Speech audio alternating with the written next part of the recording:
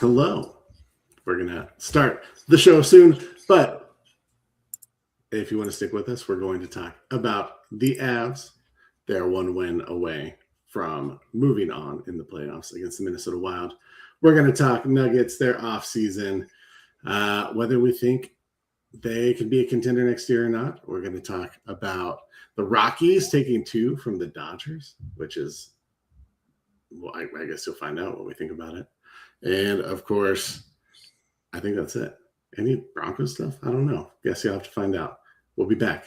Join us.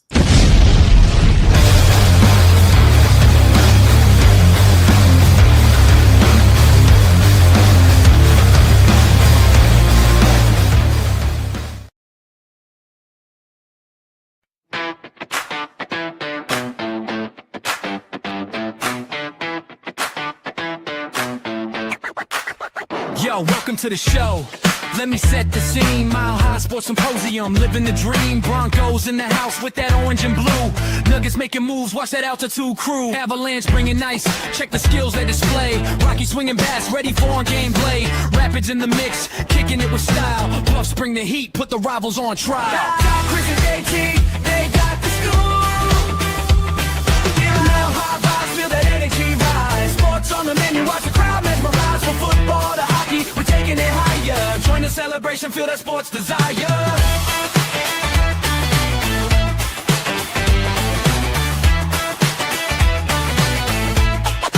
It's a meta play.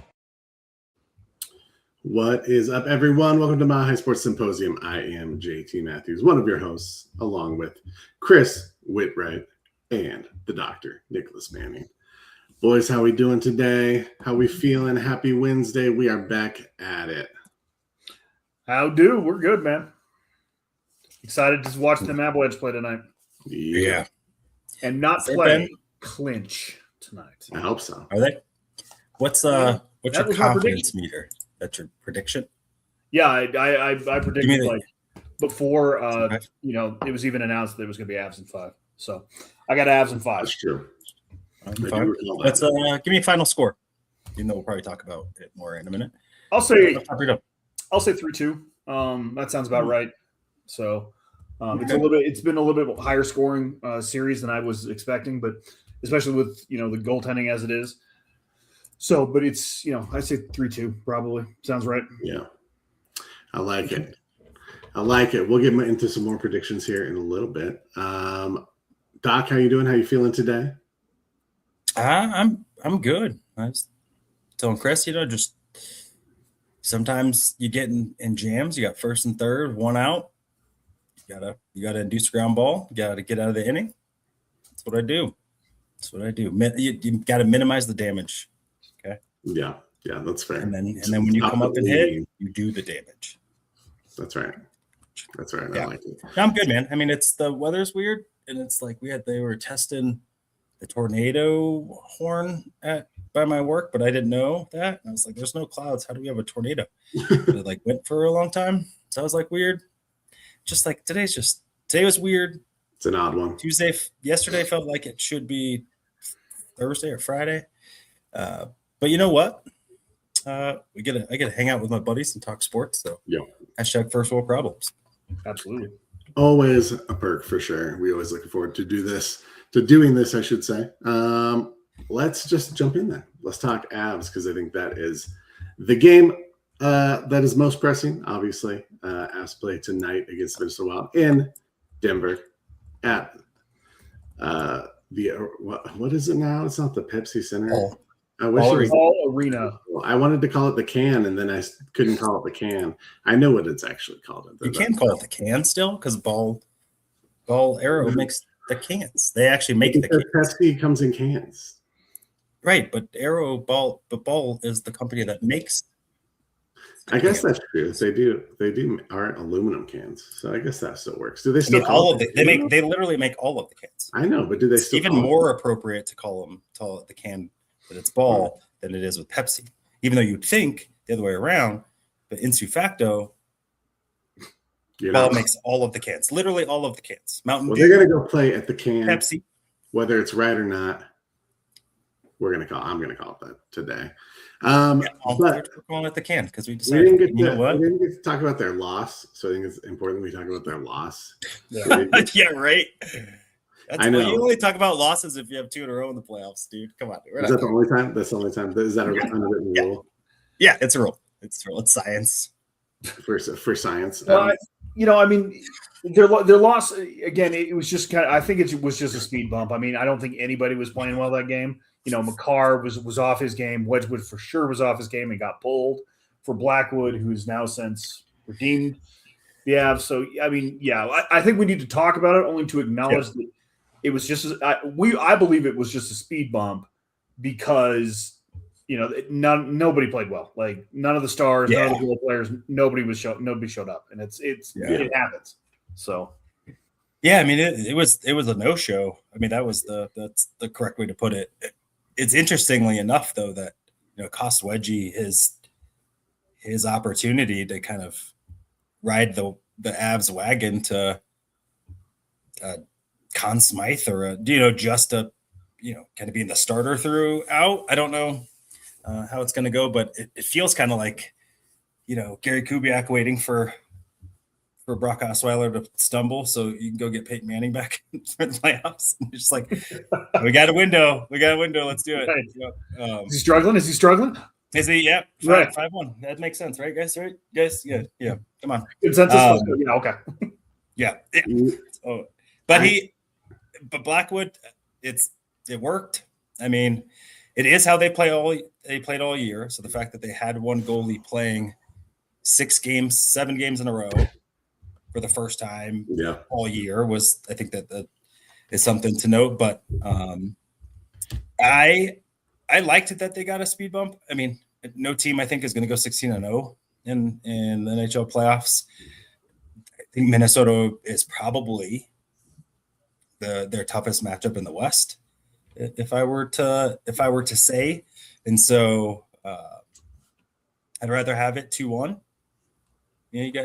You got your speed bump, then then game 1 of the Western Conference Finals or the Stanley Cup Finals, where now you're down and you haven't really been down before. But the boys responded, and I think this last game was their most complete game of the playoffs, and it was nice to see Blackwood answer the call. In the last 6 minutes of that game, he was phenomenal. Yeah. Not that Wedgwood wouldn't have been, but I think there's evidence then too, I think, of what Bednar sees and why there's some confidence there, because when he's on, I mean, it's pretty special stuff. So I'm excited for them to close the night. I was listening to Zach By talk about it. They haven't closed a series in Denver in the playoffs since like 2008. Yeah, I saw that. That's crazy. Wow. So they won a whole bunch on their sweeps and all the stuff. So it's not all like, but they haven't won on home ice to close out a playoff series in a real long time. So that'd be cool. That'd be dope. 100%. I feel like that last game, the loss was, I think if you're going to lose a game against a good team, it's probably against O2 coming back home or going on the road to their home. It's probably the one that they're going to come out and firing. For sure. I don't know that you want to say pencil that in as a loss per se, but I think you see that happen pretty often. A good team responds when they finally get home and they're in their normal routine. I wonder what the conversation was, or if there was a conversation prior to the playoffs about the goaltending situation, just because it does seem odd for Wedgwood. I mean, Wedgwood gave up, 12, 13 goals in 2 games, if you count the crazy 9-7 or whatever it was of game.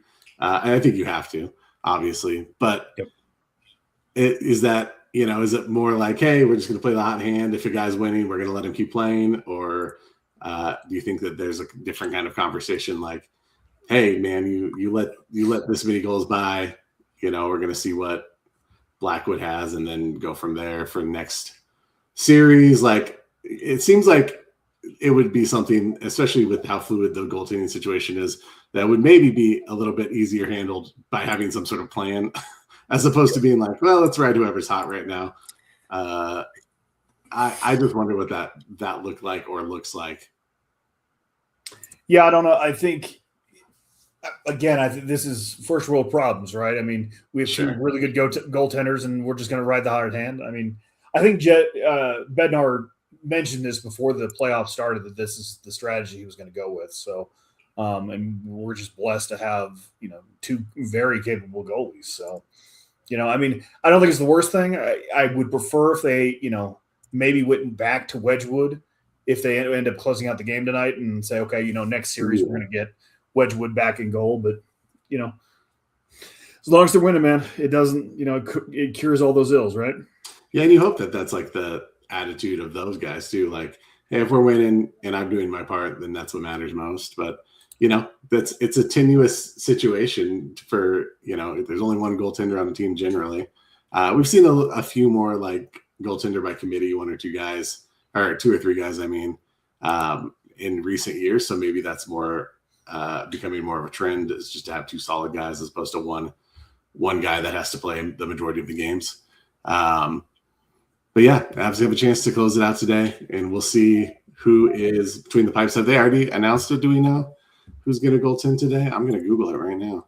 You Google. I should have looked, but I didn't. I mean, That's all right. I would assume it'd be Blackwood. I bet it's the hot hand, man. I would think it would be Blackwood too. Yeah, I actually think they probably the plan is we based on how we're doing or how we're feeling, and both you guys need to be ready. Wedgwood's probably going to play again before this playoff is over. Blackwood probably will come back in too. I mean, I think that's how they played all year, and maybe without rhyme or reason now with with 2 games on, 2 games off, or that kind of thing. But I think that they both have to prepare as though they will be needed in every game. As you saw, they might be. Do we have predictions for tonight? I gave mine. Didn't know if, Nick, you wanted to chime in with yours, Bob. Yep, I think it's 4-2. I think it's 4-2. I think tonight's gonna be a little scrappier of a night. I think it'll be like 3-1 going into the third, late third maybe, and I bet it'll go a little chippy. I don't think you can come out and say what you said about Josh Manson and then not do something. Yeah. Especially if you're looking at an off season, you're going to Cancun anyway. Might as well go to Cancun with some teeth imprints or something, and that isn't my style, but it's a little bit. If you don't, the middle of intermission, I'm glad he stayed in the game. What I took from that was, it's about to go down. Yeah. And then it did not go down. The only thing that went down is your team 3-1. And so now you're on the road, and I don't know, it'd be weird. I guess hockey, I expect it's kind of the sport where the last sport where frontier justice is legal. Yeah. To some degree. And it's like if I don't see some glove drops from you, unless it's 2-2 game going into overtime or some stuff, right? Like you can't want to lose the series because you couldn't hold your crap. But if it's 4-1 going into it's 10 minutes in the third, if it's me, I wrote a check. Like, you better cash that thing. I mean, he's the biggest guy on the team. Like, I know, right? There's no other players that are big. There's no one to be like, hey, you got my back. It's not Kale, and then it's we got a Val or someone else. Like, it's you. You're the one, and you said it. It like you got to, right? Like he has to. JT, what are your predictions? Man, I'm torn. I think it's going to be a higher scoring game. Actually, I'm going to say 5-4 Avs. I think the Avs will close it out. I just, last game was real tight. It was. There were a lot of scoring chances by the Avs early. Minnesota kind of righted the ship, had some good opportunities, especially beginning of the third period, and just never quite were able to get in the game. I just think that they always say the hardest game is a closeout game when you're going against an opponent. I think Doc is probably right. I think you're probably going to get some some fireworks, probably early on too. I wouldn't be surprised if someone's dropping gloves off of face off, maybe not the opening face off, but early on in this game. I don't think Minnesota wants to go down like you said. I think they're gonna fight. They're gonna claw. They think that they deserve to be there. And I still hear like national media guys saying like if anyone can bring this game or the series back, it's Minnesota. So I don't want to underestimate them. I think that they're a talented team. I think they're missing some pieces, which has benefited us. But I think you got to play the guys that are out there. And ultimately, I think we've got more firepower. So, yeah, I'm going to predict a 5-4 win for the boys. I mean, the Avs have had 16 guys score in the series, right? First 4 games, which is just again depth. I mean, it's a blessing. Like the depth is a blessing. Like, how do you? I don't even like if you're that goalie or any goalie. Like, what do you? Like, you can't even really cue on guys. It's not like. Yeah. It's like a basketball team with like a couple shooters, right? And it's like we got to really pay attention. It's like literally everyone will dunk on you. Like that's great. Like, well, we'll find out. We'll find out tonight. So, how about we talk about some Rockies? All right, fine. Well, they're playing. So, and the Nuggets aren't. So. That is very true. That the Rockies are playing, and they're playing much better than last year already. I will give them props. Hold on, but before we do, as the Rockies apologist of the group, okay, I do have to make note that they've stumbled. They have a little lately. Sorry, before you do that, I'm going to interrupt you. And if you haven't checked out our interview with Drew Cressman last year or last week, go check it out. Yeah, he was great. So I thought it was an interesting conversation to be had. So very good. Yeah, I mean, Drew's literally one of the best. I was talking. So Drew, when what? It's like 2016, maybe. And he, the Rockies had not been good again, the things. And they started to play a little bit better into 2016. And I listened to a podcast that he did. He actually was doing it with Jake Shapiro, who is over at the Fan now. Mm-hmm. And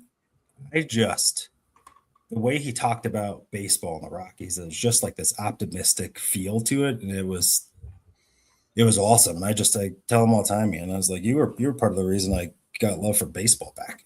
Like it was great. And then obviously when the Rockies started taking off in 17 and 18, like that was just like who better to kind of take that ride with than Drew. And so respected him ever since. Does such good work.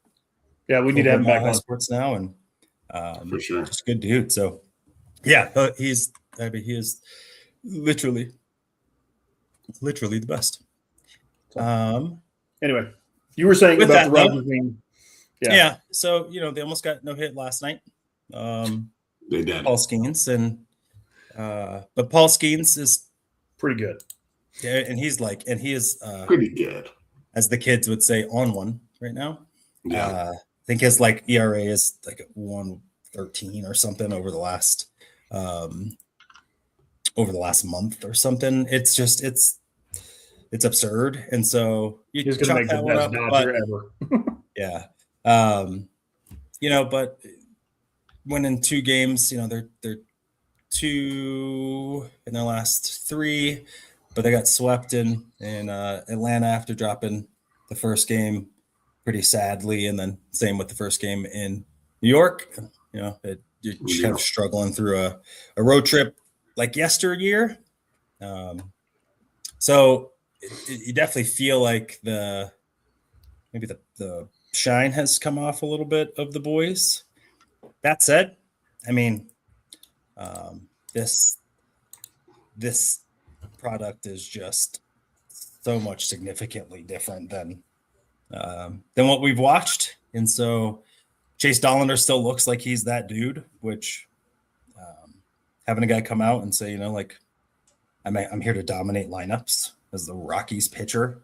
Like, whoa, it's been a bit since we've had a dude busting out of his cup, on 20th and Blake as a pitcher. Mm-hmm. And so I wonder, the thing that I pose is like are they going to go back to the last year's Rockies that really like they couldn't get off the mat? And it wasn't even about getting knocked down and get back up again and get knocked out. They stayed down for a lot of the year. I think they started to show some fight towards the back end of the year when some of the other guys came up and some things like that. But it was a rough product to watch. Yeah, I hope they don't spiral. Traditionally in Rockies lore, the middle of May and June have just been really, really rough on Rockies fans. The June they tend to swoon. just swoon for whatever. Yeah, that's a good word for it. They just tend to swoon. Yeah. And I'm hoping that doesn't happen because they've got some younger guys coming up, and you can see some of the positives like with Hunter Goodman and with Mitch Moniak and Cole Johnston. You guys can still hear me though, yeah? Yep. Yeah, we can hear you. So, all right, yeah. So I hope they continue to progress. So, and I think Doc is right. It's a different product than it was in previous years where it's just they are not competitive.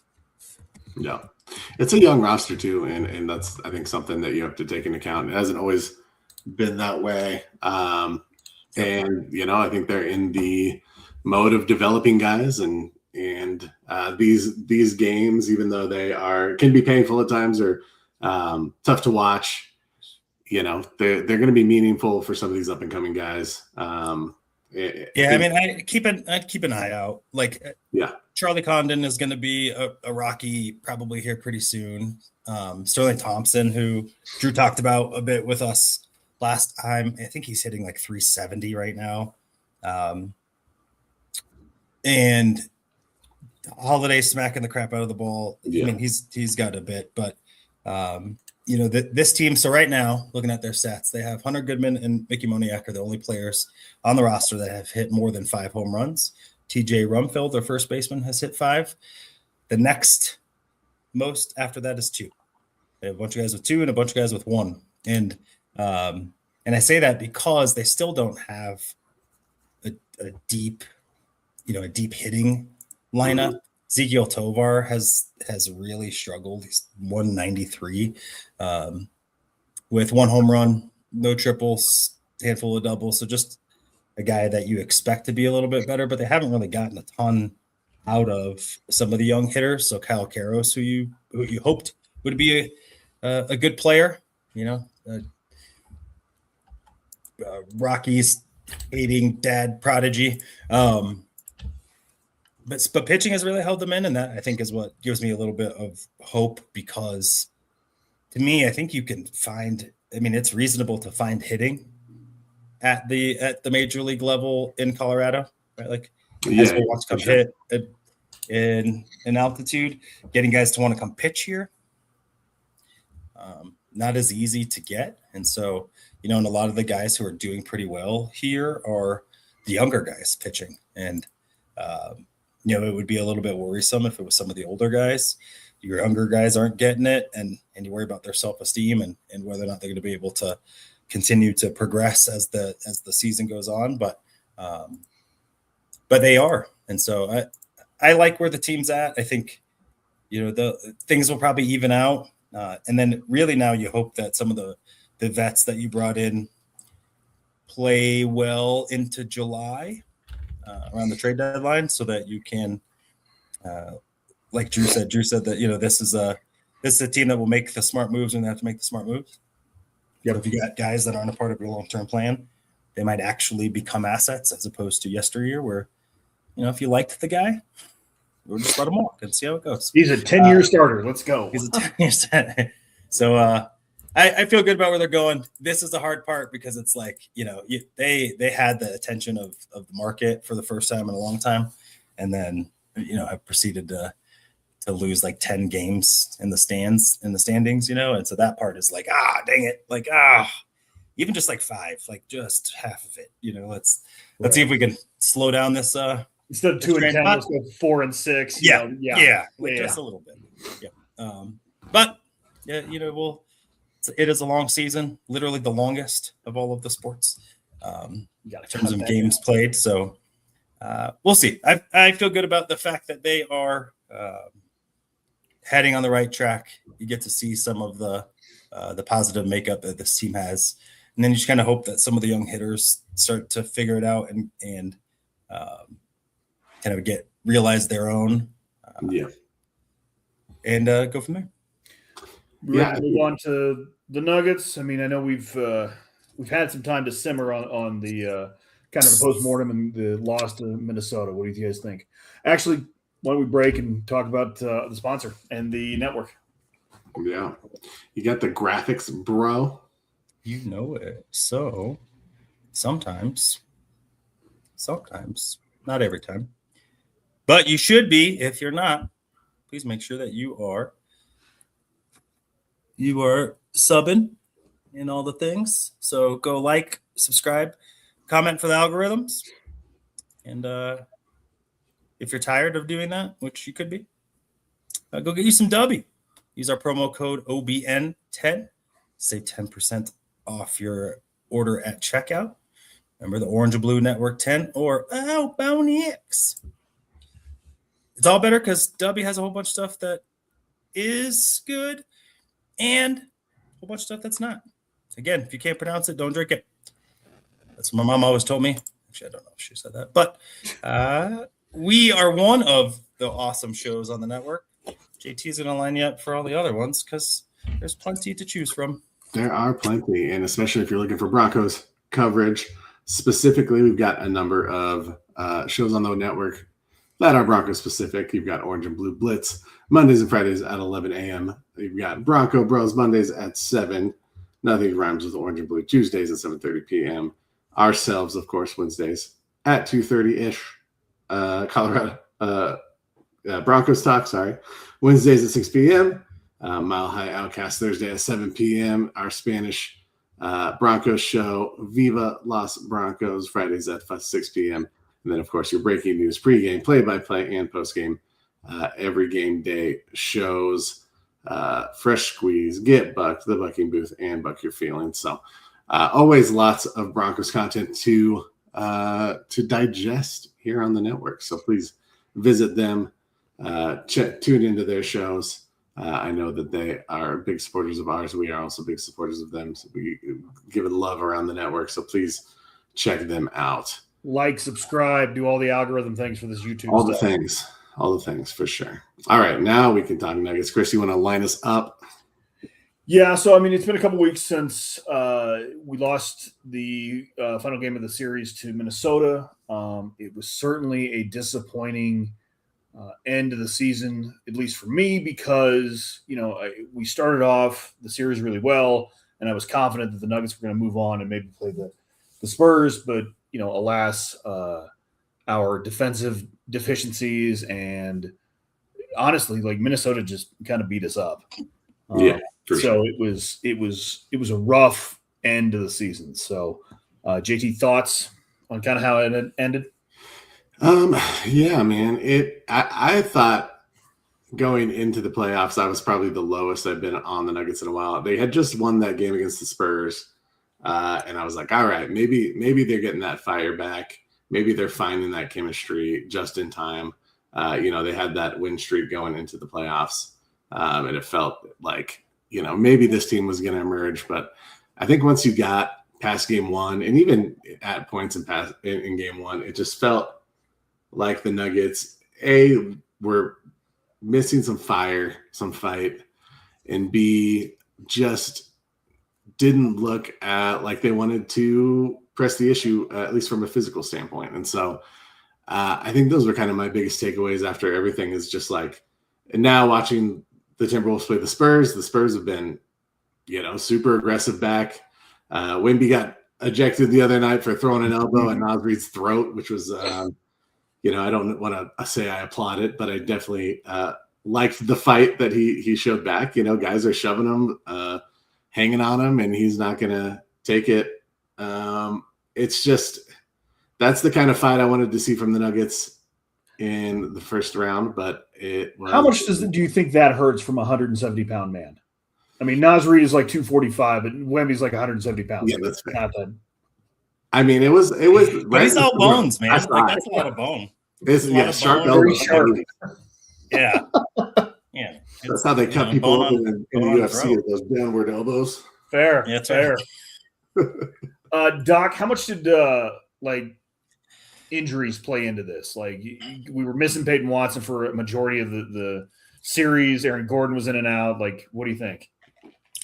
Yeah, I mean, I think a healthy Aaron Gordon probably changes everything, and I feel like this team knows that, or like when you really, I was looking for someone really to fill that void. I know Christian Brown came out and said he's the vocal leader and he's going to be better and all the stuff, but Aaron Gordon's been hurt a lot. So why not? Why next year? Why are we not stepping into the void now? In my opinion, we were still the more talented team in Game 6, obviously with the injuries that they had. So I don't think they have the toughness in them. I think what JT said is on point. I think when your star gets ejected from a game because he's like, nope, like you're about to catch one. Not that I want Jokić necessarily, but I don't not want it. You need somebody to someone, and I don't even know if that's AG, and not that AG's not going to get punked, but we didn't. Is there is there someone on the roster like that right now? And I was really hoping Spencer Jones was going to be, not necessarily an enforcer, but I was hoping his especially after Game 3 where he kind of broke out of that game, that he was going to be a bigger factor, and it never materialized, unfortunately. Yeah, it's something. I mean, you kind of figure that's a deep enough bench right now. Where, you couldn't have instructed Val, like he's not playing much. Hey man, I'll give you go earn a foul a minute, right? I don't. Part of it's like I don't understand how someone on that team or the locker room didn't, and because that reminded me the game at halftime. It was a while ago. It was tied, right? Mm-hmm.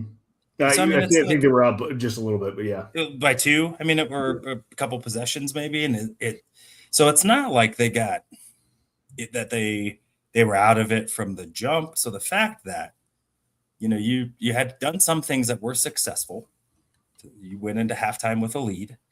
You like the urgency of like, all right, guys, like if we hold on to this bad boy, we're at home for Game 7. The ghost of Aaron Gordon might play. Like, who knows? Yeah, and to me, I think from there, if that wasn't enough, like this isn't the team. Yeah. And I think I got caught with like paper vibes, right? Where it's this team on paper was it. To me, it was the most talented group that the Nuggets had that I would say at least on paper in the Jokić era, I think. Where Joker has emerged as kind of a superstar. Yes, I agree. Yeah. But not taking into account, right? That is there one of those guys, or there just wasn't enough tenacity, and who knows? If Peyton Watson's on there, I don't know if Peyton's that guy because to be honest, he was hurt a lot this year too, where it was hard to see about whether or not he would have settled. I thought Christian Brown was that. Maybe he just never got physically right. But he was somewhere else mentally. And for a guy that's always been a winner, like that was really weird to see about how he kind of like no-showed. I mean, he was scared to shoot, and so at least if you're that guy, why are you not the guy going to take hard fouls? Why are you not the guy? Yeah. Cam Johnson too. Let's call him out. Like Cam Johnson was bad. Even Joker Joker and Jamal Murray were both, just so inefficient offensively, and you just can't have that if you're not going to be a physical team. Like you just can't be that inefficient. So it was super disappointing. So, I'm hurting a little bit still, and Yeah, for sure. you watch the Avs, and I do think that the Avs are probably closer to the Thunder than the Nuggets, if you're kind of thinking about the difference of. Sure. But I do think that the Nuggets, when they were rolling, right before injuries hit the beginning of the year, it was fun. It was good basketball. They played good team defense. It was pretty. That was basketball we were showing. The net, like you watch, like that's how you swing it around, and like that stuff was great. And then the wheels fell off, and then I don't know if I felt better or not that after the fact, that was the most pulled together that I've seen Adelman since early, like, that's the articulate, like thoughtful coach that I thought we were, not the spoiled brat a little bit that's like can't hold his guys accountable and then is mad when the neighbors get upset with his kids, well, maybe make sure your kids are doing what they're supposed to do. Like, geez. Yeah. So I don't know how I feel about all of it, but I don't feel like Kroenke gave us much in the terms of like, what are we actually going to do? I think everything is on the table, but everything should always be on the table-ish anyway. Like, you should always be listening to stuff to make your team better. So I don't know that they even have a plan, but we didn't think they could pull off much last year, and they were one of the most active teams in the trade market, free agent market in the NBA last year, when we thought like, oh, they're hamstrung, can't really do anything. Not moving Michael Porter Jr.'s contract. And Sarge's contract too, because that was that one by far was like, who was one? Like his mom wouldn't even take him back, Well, speaking of, let's JT, you made some notes about that end of year press conference that the Nuggets had last Friday. It was Adelman and Josh Kroenke and kind of everybody that was a difference maker kind of got in front of the press. And so what did you think of that press conference? Well, can I say the one quote too, JT? Let's see if you want to take it off from that. Continuity is good, but change can be good. Yeah. That was, I think that's where they want to enter the offseason. I think that my takeaway is that they are open to making changes, but they're not going to tip their hand and act like they're desperate to make changes. If I had to guess, I think that they are going to field phone calls for everyone except for Jokić. I think Kroenke said as much, like, we're not necessarily looking to shake things up, but we're listening to offers. And it's going to make the offseason a really interesting and fun one for fans to get in the trade machine and see what they can doctor up. I don't know if it'll be fun for the nostalgia piece of it, because we all love Jamal Murray and Aaron Gordon, but obviously they're going to. Sorry, my banner says Jamal hater of the bunch. Yeah, it's true. It's true. I'll speak for myself then. I would still be sad to see Jamal go, but I do think that change is sometimes necessary. I think there is a level of continuity that's good and positive, and then there's a level of continuity that kind of breeds stagnation. And I think that maybe this team has gotten to that point.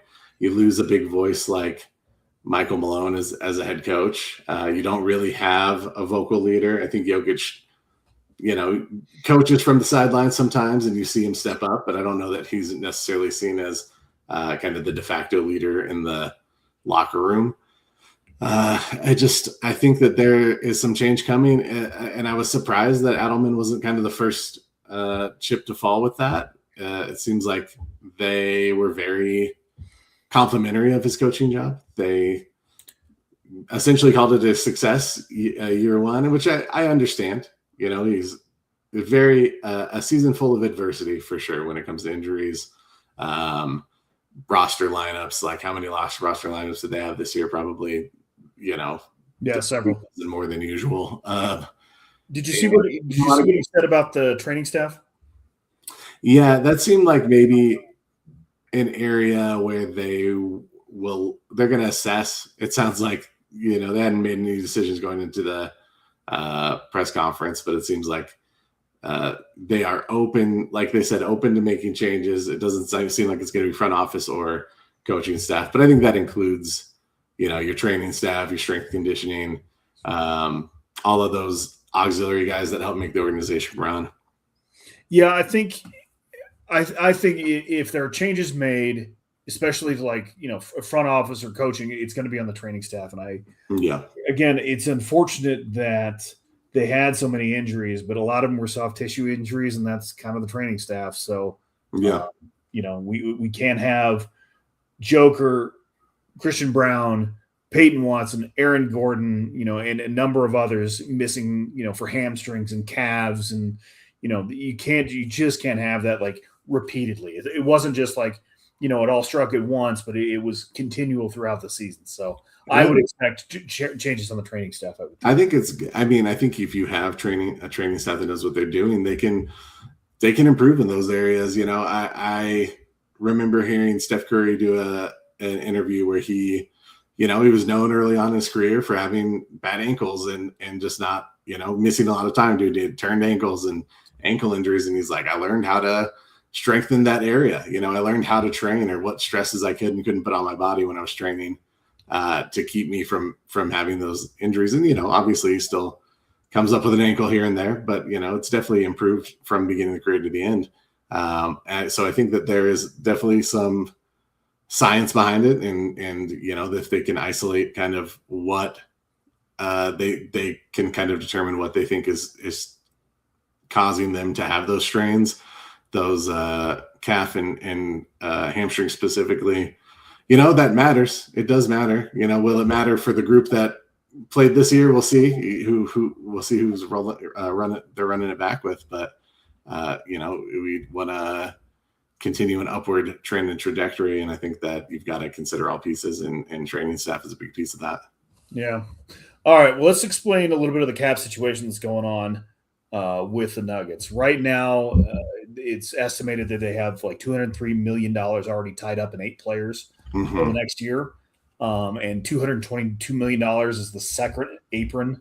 Yeah. And generally, and to kind of explain the apron situation, the apron is, if you go over the apron, you're taxed a certain amount, and it's paid back to the league to, kind of redistribute among the teams. The second apron is by far the most restrictive. So the first apron, which isn't as bad. A lot of teams are over the first apron, but the second apron gets absolutely brutal when it comes to these cap situations. So with only 8 players tied up, like where do you think we go from here? I mean, I would expect us to, make a run at Peyton Watson and try and lock him up. But I think we got to find some players to go, unfortunately. Yeah, I mean, unless they're willing to go to the second apron, they haven't shown that is something that they're really willing to do. And under the Rockies, especially of late, I think you'll see some guys get moved, whether that just be, Cam Johnson or Peyton Watson walking away. I think it's going to really hinge on, what kind of offers Peyton Watson's getting, whether they think moving Cameron Johnson is enough to offset that cost.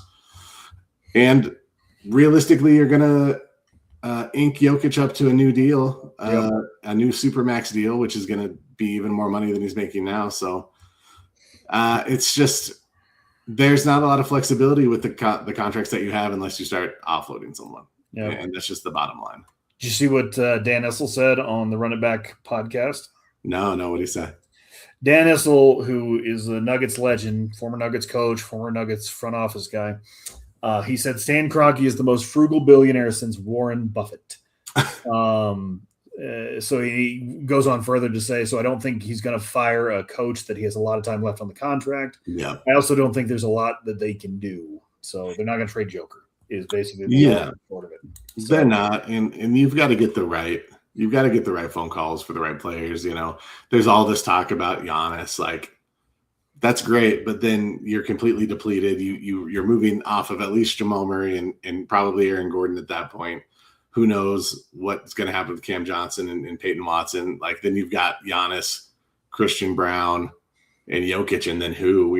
Like no one to handle the ball, obviously. Yeah, I mean it might be Tyus Jones and right guys that we're not getting run on this team. So and does that make your team better and more competitive in the playoffs? I don't know. Like address some of the weaknesses that the previous roster had with athleticism and defense with a guy like Giannis. But, if you can't score from the other three positions on the floor, besides him and Jokić, like what good does that do you? Yeah, it also feels like Giannis and Joker both are like ball dominant players. Like they need the ball in their hands in order to be efficient and that kind of thing. I mean, Giannis, I think, would be a terrible fit here. So one other thing I think we just need to clarify is that while the Nuggets have the 26th pick in the NBA draft, they are not able to trade it before the draft. They are going to take somebody at 26 on June 24th. So they cannot trade that or package it in any way. Something called the stipend rule, which basically was named after the former Cleveland Cavaliers owner who traded 5 consecutive first-round picks. And it was a complete disaster. And so the NBA instituted that rule. Yeah. It's so I think late June 23rd or 24th, somewhere around there, would be the first opportunity the Nuggets have to do anything involving draft picks. So we'll see if they stand pat and select someone. They are known for their draft day trades. For better or worse. We had traded Donovan Mitchell away in a draft. We've traded Rudy Gobert away in a draft. Yep. Hey, Trey Lyles, come on down. Yeah, Trey Lyles, and I forget the other dude we drafted. Leiden. Yep. We drafted that guy. Tyler Leiden. Mm-hmm. So they haven't really been super successful. They were smaller. They were like prospect for prospect deal kind of things. And you never really know, but like those ones still sting. Oh yeah, for sure. And they set you back. But they'll have an opportunity to kind of get the off season moving right around draft time. There's already, rumors about LeBron. What's LeBron going to do next year? Why, what's his name? I can't remember his name. Jake. I can't think of his last name. He's from the Bleacher Report, and he's one of their NBA guys, one of the Lakers guys. Jake Shapiro, is that? Not Shapiro.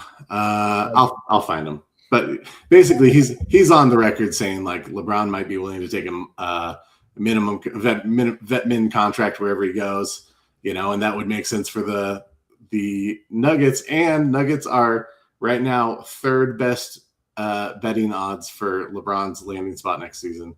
Really? So, yeah. I honestly am surprised by that. I would have thought like it's Cavs. Okay, go ahead. Cavs first, Golden State second. No, those were my two. Third. And then we're third. All right. Well, so I don't know. I think, like Daniel said, I don't know that like we'd have to offload like Cam Johnson, as a dump to even consider LeBron. All right, but putting on our hypothetical GM hats, do we have a favorite like move that we want to make for this Nuggets offseason? Man, I think really, and I've texted this to you and Doc. I think I love that Aaron Gordon became a shooter. I also think that it created an issue for Jokić as far as being able to be a threat to score and an immediate passer. The passing lanes that he's been getting recently are all out to the perimeter, right? Like generally he gets it down in the post. Guys will cut here and there, but generally you've got guys staying on the perimeter. Jamal will work his 2-man game a little bit. Usually that's like top of the key though. It's not down deep. I think Aaron Gordon becoming a shooter has hurt in a way what they like to do, which is have someone in that dunker spot that's an immediate threat to put pressure on the rim that Jokić can outlet it to pretty quickly and easily. You can lob it up over top. You can get a quick bounce pass if he's getting the double team, and there's a threat immediately for them to score. I think losing that has been a big thing for them. And I think out of necessity for Aaron Gordon, like this dude has not been healthy. His legs have not been under him for 2 years now, essentially. And it's good for his game overall to become more of a shooter and a more consistent 3-point shooter, career-wise. Sure. So I don't fault him for doing that. However, I think you need to find someone who can fill that space and fill that role. I haven't really gotten into the like who is and isn't available. I was very curious though, so I was watching some playoff basketball and the Knicks have a backup center, Mitchell Robinson, who is just a beast. The dude can't stay healthy, so there's always a caveat there. Sure, big dude, huge, physical, but athletic. A guy you could put in the dunker spot and can be a threat immediately. Can protect the rim. You'd have to figure out how to use two centers like that in a lineup. But the Cavaliers essentially do it. Teams do it. Yeah, it's just a matter of finding someone who fits that, fits a scheme that you can make it work with your best players. And I think Jokić can play with anyone, genuinely. I think that he needs to. They just need to find someone who can fill that Aaron Gordon role, that can apply that pressure to the rim, that can be a more athletic presence. Obviously, the defensive contributions you get from Jokić are not going to be super impactful around the rim and rim protection. But, I think that if you can find someone who can help mitigate that kind of defensive deficiency, maybe it's worth taking a shot. Is that your number one need for the offseason? Is that big guy again? I think it's someone who can occupy that dunker spot and put pressure on the rim for sure. That's just that's my personal belief. I think that's the biggest need for the team. It's more athleticism. Like, you're playing teams like Minnesota, who, if you look at their top 7-8 guys, if you look for athletic traits, they've all got them. They've got size, they've got length, they've got leaping ability, they've got ability to play above the rim, and they're skilled players too. And so I think that is missing from the squad now, and I think that's something that they're going to have to address to be competitive moving forward. You just got to have guys who can impact the game differently than you have now, and we've got a lot of skilled guys and a lot of guys who have who are great shooters or great assist guys, or run offense well, but can make. You need a guy who can make something or nothing into something by just pure athletic ability, and right now they don't have anyone who can do that. Nick, what say you? What's the biggest need for the Nuggets this offseason? Yeah, I mean, it's you got to get bouncy. You need guys that can defend multiple positions. So because Jokić is a good defender. I don't like that people say that he's not a good defender. He is not an athletic dominant presence at the rim. But because of that, I think you do need other guys to be able to make it up. And in this season, I think you really saw, especially with Aaron Gordon out, the lack that this team. I mean, Peyton Watson and Aaron Gordon really were the only two real athletes on the floor, which I don't think I thought of as much because, Cam Johnson is a smart defender. Tim Hardaway Jr. is a capable defender. Bruce Brown, right? Those are guys who aren't defensive liabilities that you think. That said, when you put multiple guys on the floor who are just smart defenders, but not, don't have the plus traits of length or height or quickness, no plus traits, then it just got exacerbated. And I think it was hard to take into account until you saw it, and it was oh geez, and that's why I think Christian Brown wasn't right, because he is a plus athlete and wasn't athlete-y. There were the bounce wasn't there, the quickness, the power to his game. Something wasn't right, and I think that's something that they have to address. That's why you took Deron Holmes, right? You took a guy that could defend multiple positions. Where is that guy? Somebody put him on a milk carton. Where is he? That was the guy that was drafted to be the bouncy, run the floor kind of guy. He doesn't get any run. I mean, you think part of the reason why Adelman, I thought, was supposed to be the elixir was he was the anti-Malone, right? Was going to do that, play things. And as a coach myself, at times it is hard to go against what you trust, even if there's more potential, right? It's just the more you coach, the more risk adverse you get. Because more games are lost than they're won or whatever, all the things. That said, it was pretty damn glaring all season where it's just they don't have that. So you don't play Val because you are in love with the small ball lineup.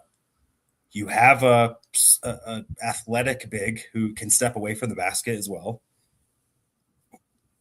Yeah. Allegedly. We traded up to go get him in the first round. Right. Like it wasn't all like allegedly though, because we didn't really see him play. And again, we don't know. And that to me is like what were we doing for the first 4 months? And especially when Jokić is out, why? Yeah, were you worried you weren't going to make the playoffs? That's the time to figure it out. That's what you found out with Peyton Watson.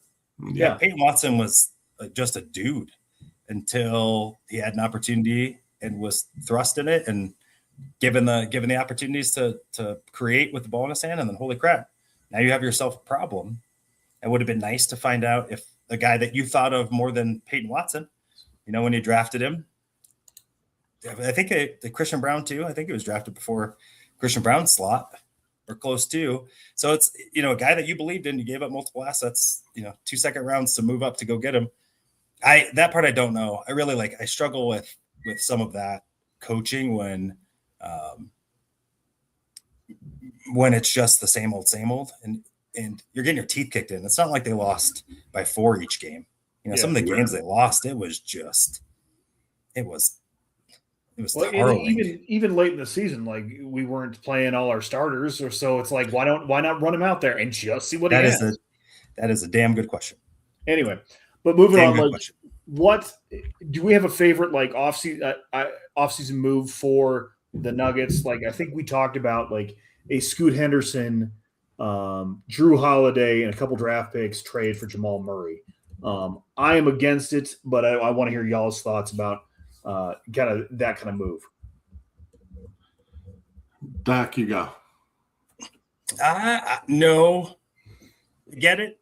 Because I think I get it. I think that could that work this season?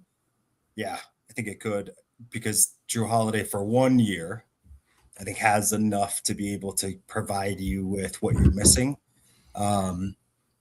Could Scoot Henderson become the player that you thought he'd be within? Was it number 2 overall pick? Yeah. Good. I don't trust anyone named Scoot.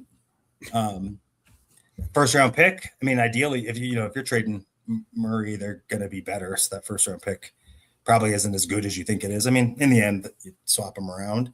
I think you only do that really if you're change for change sake. You only do that if you're keeping Peyton Watson, because you got to be able to, I think, diversify the shots. That to me just feels like changing for change sake. I don't know much about Scoot Henderson on the defensive end. If you're not getting back plus athletic defenders, then what are we doing here? So a guy that just had his best season, we'll probably get some all NBA votes at least, first, second, third team, maybe even a nod. It was an all-star. In Jamal Murray. And and if you're ever sending the best player out, you better get multiple starting assets. Christian Brown should come off the bench after this deal.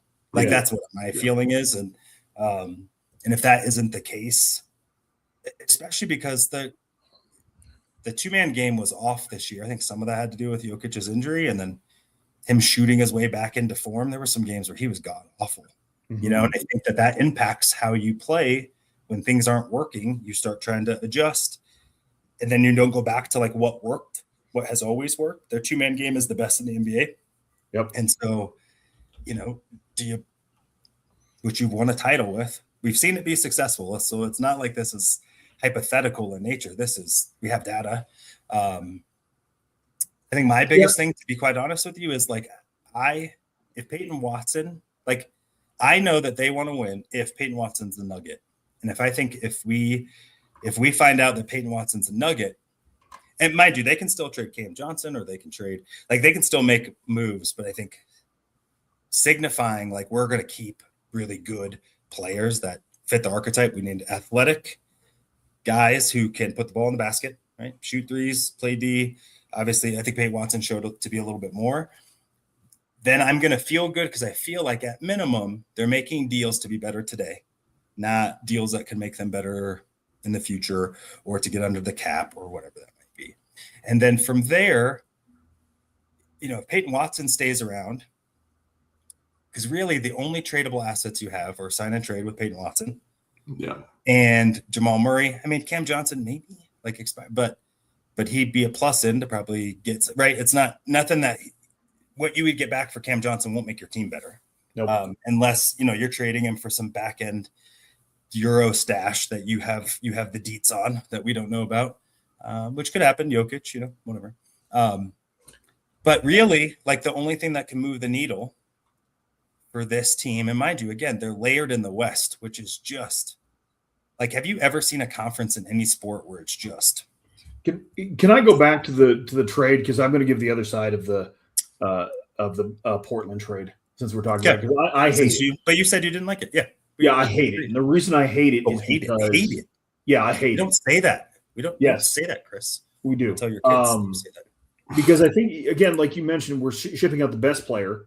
Drew Holiday is going to be 35 next year, and he only played 50 games this year. So while I think he has the pedigree, like he's got the championship rings, he's got the leadership, when he's healthy, he can handle the ball, he can shoot some threes, he can play some defense, but like you're getting a 35-year-old coming off an injury-riddled season, so you're not getting. Scoot Henderson is 6'3". I don't care. Guard. Like you're getting a smaller player. I'm saying, like, I agree with you. Then you're getting.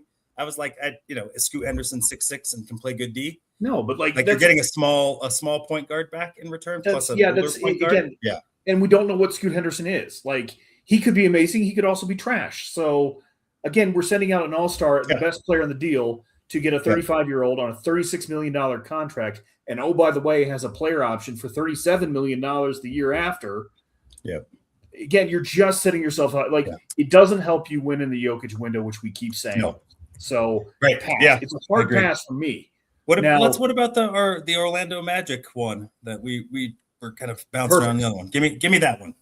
Okay, so I think the details are it is Jamal Murray goes to the Magic. We get back Jalen Suggs and Franz Wagner, and I think there might be some other pieces to make the Caps match up, but those are the main pieces. By the way, when you say it's Franz Wagner, yes. So I like that deal better. Again, you have Jalen Suggs, who's kind of like Drew Holiday, where he can handle the ball, he plays good defense, he can shoot a little bit. Injury riddled though, so you're taking a risk there. I like it better because he's like 24, 25 as opposed to 35. Like he's 10 years younger than Drew Holiday. And I also like Franz Wagner as kind of a throw-in because he's a underrated defender, can handle the ball, can put the ball in the basket. Now he doesn't shoot really well, which has been a kind of a problem for him and the reason he's kind of fallen out of favor at Orlando. But again, like you get a more athletic defender and you get on the wing, which you need, and Jalen Suggs, who could help replace Jamal Murray because he's a better ball handler and a better defender, in my opinion. But again, you take on that risk of the injury. So I think it helps win now. And I think with the Magic, you are saying, okay, we're kind of moving out a bad shooter for a really good number 2 option for Paolo Banchero so he can play a little bit better. And hopefully they get into a better tier of the East. So, JT, do you got thoughts on that? I mean, I like it. I like that you're getting younger guys. I think that I like Suggs as a player. I do worry about his injury history already. Obviously, he's a dog on defense. That's where he makes his bread and butter, which would be a nice change of pace for our guards, to be honest. We thought we were getting a little bit of that with Christian, and that fell off, whether that be due to injury or just, ability. I don't know that it fixes anything right now, though. I'm not sure it moves the needle as far as being a competitive. I think you'll be essentially in the same spot you are now. It'll look a little bit different. But I don't know that it moves the needle for me as far as being a championship contender in the West. So I like it to a degree. But I just still have questions about those guys in particular. And I think if you're going to trade for a guy, like trading for guys with injury history is tough, especially guards, the injuries that Suggs has had. He's going to be key. You're going to need him on the court. Right now, you're already strapped for ball handling. So you got to be able to rely on those guys. So I think it's interesting. It's intriguing. I wouldn't hate it, but I don't know that it moves the needle for me as far as making them a contender again. Yeah. Nick, you got thoughts? Yeah. I mean, would I be, if that was the move that they made, again, if they bring back Peyton Watson, then, I think, now you're younger across the board around Jokić. And I kind of like someone was, who was it? I'm trying to remember, but it was kind of, what about like the Dwight Howard philosophy, right? Where it's like Dwight in Orlando, where it's like Dwight and a bunch of shooters and guys that could play some like that's it. I don't need ball handlers because in the end, Jokić is going to handle the ball most of the time. You just need someone to bring it up the court so he can get it where he needs to get it. The guys that can knock down shots, cut to the basket, and play good D. And, at least then you flip your lineup to guys, most of the guys are 25 and under. Mm-hmm. You're probably not relying on Aaron Gordon maybe to be as necessary on the defensive end or rebounding with Wagner, et cetera. And so I'm never thrilled it's never awesome when you lose the best player in the deal. Most of the time you don't win those. And so you wonder what they could get. I wouldn't be mad at it, to be honest with you, because I do think, nostalgia really is the only reason why I want those two to stay together, is just to, finish your careers together, kind of Stockton and Malone, but even they didn't finish together, right? It's like that thing. But if we're trying to win a championship, I think Jamal Murray, sadly, is the thing that you will get the most for. Problem is he is the outgoing piece that will cost you the most, right? And so how do you fill those? I mean, he's tremendous shooter. I mean, just he did everything and everything pretty well. And so that part's hard because I don't know a deal. Would you trade him straight up for Kevin Durant? See, and I don't. I know Kevin Durant is an all-time player, but he's also had some massive playoff exits where his teams just fold in the playoffs. And again, he's gotten hurt. And it happened again this year with the Rockets. So yeah, I'm kind of a pass on Durant. I mean, and again, it's the same thing that JT was talking about with LeBron. I'm like, I get it. He's an all-time great. He will bring fans in, but this smells like Chris Bryant and the Rockies. Like, sorry, I'm passing on this. I want to actually win a championship and have a guys that want to do that. And if he's going to come in for a vet min, then let's talk. But sure, but like his vet min is $15 million. It's not the league minimum. Yeah, we'll see. Well, I have a little bit of faith in the sense of I really didn't think that they could do much last year. I didn't see some of the moves that they made, and that it was such a uplifting off season. Wow, that. I mean, they again taking Saric's deal. That alone, I would have been thrilled about, right? If you're able to get Val and ship out Saric's deal, I would have been. That was. We were all over the moon about it. Holy cow! I mean, just so at least we know that there is an opportunity here for them to make a move that maybe we don't see as available, and be able to capitalize on. Not every. We kind of look at it as though every team has competent front office guys, right, and GMs and. That isn't always the case. Evidence by the Sacramento Kings. May I present? Evidence is the Dallas Mavericks. Well, they just hired Naz Ujiri. You watch out. You watch. I mean, but before that, when you send out the greatest, we didn't know the shoe salesman was not going to be a good GM. Who knew? It's weird. It's weird. Right. It's weird. But you know what? I'm gonna after this. This. I appreciate it. You all let me get some of my feelings out. I was mad. I didn't even want to talk about Nuggets and stuff. Yeah. Every time they came on the radio, I turned that crap off. It was just at least last year, I felt like, you know what, I'm proud of that group. Like that's a wagon. Yeah. That Thunder team, they took them. You had opportunities to even, maybe take the series. Yep. Guys are hurt. Like, nice job. Go check in, firing your coach 3 games. Like, nice. That stuff was like they had a little bit to him, which is crazy because that team had Michael Porter Jr., who doesn't have toughness anywhere in him. And then you fast forward to now, and it's like that guy's nuts. The flat earther was like, yeah. Right. We would have won it all if he was here. Yeah, didn't win it all of the change other the years. physicality for sure. MPJ for sure. was the missing piece. Yep. So here we are. But you know what? Watch out. They're gonna make a move that we're gonna have to do like an emergency pod for. Oh, for sure. I'm here for it. We'll be thrilled for it. For sure. I'm gonna try and do some sort of off-season simulator or something. See if we can do a GM. GM pimp my Nuggets. I'll try and have something for the next show or the show after that. Cool. Because I think that, like I said earlier, like as a Nuggets fan, the world's kind of your oyster if you're trying to rebuild this team. The one constant thing that is gonna be there is Jokić, and then outside of that, you're free to kind of let your mind and imagination go to work on these trade machines and stuff. So I'll see if I can piece something together that will make this team look different, but also feel like they could still compete. And we'll see if it's possible. I don't know if it's possible. I guess we'll see. All right. Yeah. All right, y'all. Well, I think that is it for today. Go on. I think next week we'll have some Broncos schedule to talk about. Sure. We did see the Broncos are playing Monday night against the Chiefs. 15-2. Yeah, I'm a little mad about that, but here we go. Yeah. Hopefully, do we know? Did they say if it's a home game yet? It's a away game. Yeah, it's an away game.